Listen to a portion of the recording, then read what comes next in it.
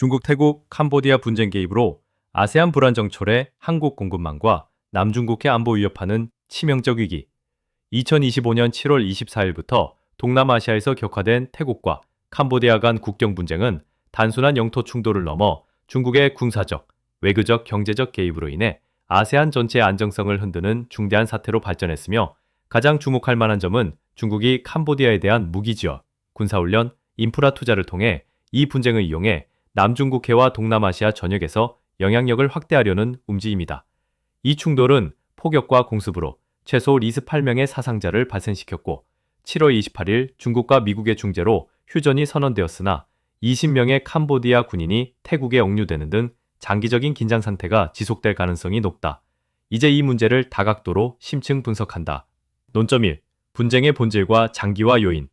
2025년 7월 24일 태국과 캄보디아 국경, 특히 프레아비아 사원 주변에서 시작된 충돌은 수십 년간 이어진 영토 분쟁이 민족주의 감정과 맞물려 폭발한 결과로, 태국군은 공습과 지상작전을 통해 전략적 요지를 점령하려 했고, 캄보디아는 헌센 전 총리가 실권을 쥔 정부의 지휘 아래 민병대와 경찰을 동원해 반격하며 5일간 치열한 전투를 벌였다. 태국은 전체 승리가 아닌 특정 고지와 도로를 장악해 법적 회색지대를 유지하려는 전략을 취했으며, 캄보디아는 영토 주권과 민족적 자존심을 지키기 위해 전면 항복을 거부했다. 휴전 후에도 20명의 캄보디아 군인이 태국에 억류되어 있으며, 이는 양국 간 신뢰 회복을 어렵게 한다. 분쟁 장기화 요인은 다층적이다. 첫째, 양국 내 민족주의가 정치적 압력으로 작용해 타협을 방해한다. 둘째, 외부 강대국, 특히 중국의 개입이 분쟁을 지역 안보 위기로 확대시킨다. 셋째, 경제적 피해가 캄보디아를 더욱 취약하게 만들어 협상력을 약화시킨다. 경제적으로 캄보디아는 관광객 감소로 연간 20억 달러 손실, 해외 송금액 25% 급감으로 국가 예산이 고갈될 위험이 크며, 태국도 국경 무역 중단으로 수출 피해를 입는다. 안보적으로는 국경 불안정이 베트남과 라오스로 확산되어 아세안 내 주요 무역로를 위협하며, 캄보디아의 연간 국방 예산 7억 달러를 초과하는 전쟁 비용이 국가 경제를 압박한다. 이는 아세안의 중재 노력에도 불구하고 근본 해결이 어려운 복잡한 상황을 초래한다. 논점 2. 중국의 군사 개입과 캄보디아 의존 심화. 중국은 이 분쟁에서 캄보디아를 적극 지원하며 동남아시아에서 영향력을 확대하고 있다. 2016년부터 자유로운 불안정한 연간 1억 달러 규모의 군사 원조를 통해 PHL-03 로켓, KS-1C 미사일, 2026년 도입 예정인 05-60급 함정을 제공하고 리암 해군 기지를 현대화하며 캄보디아 군대의 작전 능력을 강화했다. 또한 4,750억 달러 규모의 군사 민간 겸용 인프라 대출을 통해 캄보디아를 경제적으로도 장악했다. 중국의 개입은 여러 관점에서 분석 가능하다. 첫째, 지리정치적으로 캄보디아를 위성국으로 만들어 베트남 후방에 군사적 압박을 가하고 남중국해 분쟁에서 전략적 우위를 점하려는 의도다. 둘째, 군사적으로 캄보디아 국방 예산을 초과하는 지원은 태국과의 군사균형을 깨트려 지역 불균형을 초래한다. 셋째, 경제적으로 중국의 원조는 캄보디아의 대중무역 의존도를 높여 독립성을 약화시키고 부채 함정에 빠질 위험을 키운다. 다른 각도에서는 중국의 지원이 캄보디아의 안정적 파트너로 인식될 수 있지만, 이는 장기적으로 주권 약화와 중국 군주둔 증가로 이어진다. 분쟁 중 중국의 추가 무기 지원 의혹은 부인되었으나, 이는 북경의 동남아 패권 전략의 일환으로 보인다. 안보적으로 중국의 군사기지 확장은 베트남과 아세안 국가들의 위협이며, 경제적으로는 캄보디아의 자립 능력을 저해한다. 논점 3. 중국의 외교적, 경제적 역할과 아세안 불안정. 중국은 분쟁에서 중재자로 나서며 외교적 영향력을 행사했다.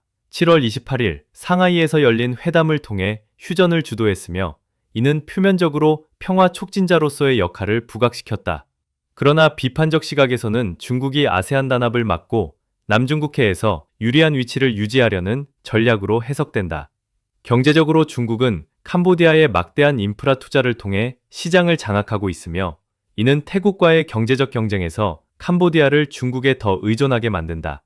미국은 캄보디아의 잠재적 반중 감정과 태국의 친미 성향을 활용해 대응하며, 국제금융기관과 무기제조사들은 재건 원조를 명목으로 개입해 분쟁을 장기화할 가능성이 있다.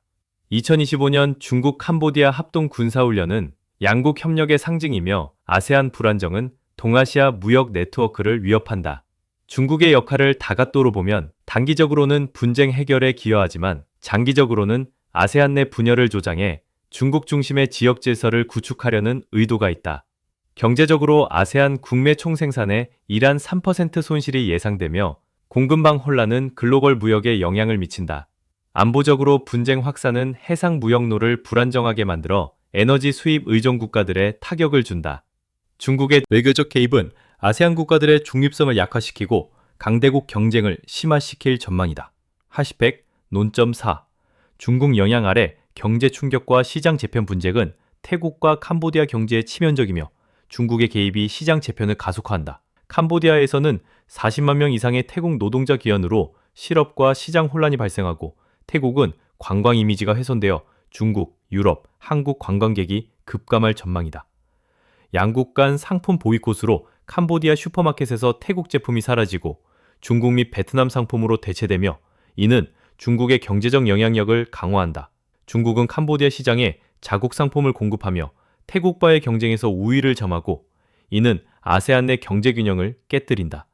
경제적으로 태국 관광 수입은 10% 이상 감소하고 캄보디아 송금액은 25% 하락할 전망이며 글로벌 공급망 교란은 아시아 경제에 피해를 준다. 안보적으로 국경 분쟁은 인종차별과 사회 불안을 증폭시켜 장기적 불안을 초래한다. 중국의 경제 개입을 분석하면 캄보디아 시장 장악은 태국에 압박을 가하지만 아세안 내 반중 연대를 촉발할 수 있다. 다른 관점에서는 중국의 지원이 캄보디아 경제 회복을 돕지만 과도한 의존은 부채 함정을 초래한다. 중국의 경제적 역할은 지역 불균형을 심화시키며 주변국들의 대응을 요구한다. 하시팩 논점 5. 중국 영향의 지역 파장과 한국의 시사점. 베트남은 중립을 유지하며 인도적 지원과 무역 확대를 통해 영향력을 키우고 있으며 태국 국경 폐쇄 후 베트남 상품이 캄보디아 시장을 장악해 양국 무역액이 200억 달러를 목표로 한다. 태국 투자 자본도 베트남으로 이동할 가능성이 크며 이는 중국의 개입에 대한 대안으로 작용한다. 그러나 중국의 군사적 경제적 영향은 베트남을 압박하며 동남아 안보 균형을 위협하고 남중국해 분쟁과 연계될 수 있다. 한국에 미치는 영향은 다층적이다. 남중국해 무역로 불안정은 한국의 반도체와 자동차 수출의 차질을 초래하고 에너지 수입 경로가 위협받는다. 태국 관광객 감소는 한국 관광산업의 기회가 될 수 있으나 중국의 군사 팽창은 한반도 안보를 압박한다. 중국의 개입을 다각도로 분석하면 지리 정치적으로는 동남아 패권 강화지만 경제적으로는 공급망 다각화를 촉진할 수 있으며 안보적으로는 미중 경쟁을 심화시킨다. 한국은 중국의 영향을 최소화하기 위해 전략적 대응이 필요하다. 한국 정부는 즉시 행동해야 한다. 미국, 일본 동맹을 강화하고 베트남의 경제 지원을 확대하며 아세안 내 반중연대를 주도해야 한다. 기업은 동남아 투자를 다각화하고 군사적으로 해군력을 강화해 지역 안정을 지켜야 한다. 여러분, 이 의견에 다른 생각이 있다면 댓글로 토론해 주시기 바란다. 함께 대안을 모색하자.